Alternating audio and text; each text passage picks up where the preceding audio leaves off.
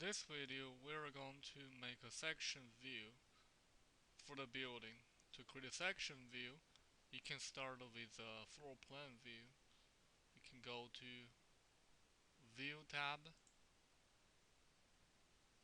and then click on Section button and draw a section cut. This section, we would like to make it a cut through the stairs and across the entire building. Starting from the left, all the way through. The depth of the section cut, or the width of that, indicates the depth. You can make it the limit inside. That means you won't be able to see this wall in the section, or you can make the depth all the way through. And also you can flip the section cut, and now it's looking north.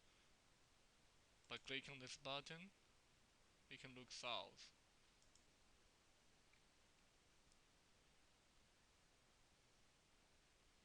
And you can also, obviously, to define the width of the section cut by moving these handles. Once a section is drawn, you can double click inside the upper half of the section bubble to open up the new section view. So just double click on upper half of the bubble. Here is the new section view. In this view, we can readjust the view. For example, the section cut is not wide enough. We can select the boundary of the view to expand it. It shows the entire roof now. Can move it to the right a little bit more to move the text. We can also change the detail level.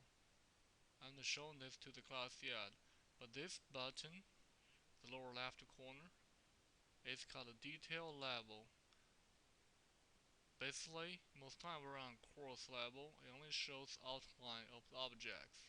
The medium will show some detail, and the fine shows all the single details. In this case, because our walls has only one layer of materials, but if we have some complex walls, the fine view will show every single layer of material. And now you can also turn on shaded to change the visual style. The button right to the detail level. Shaded will show the color and the texture of some of the materials, like here. So the stairs we can see because the section will cut through it.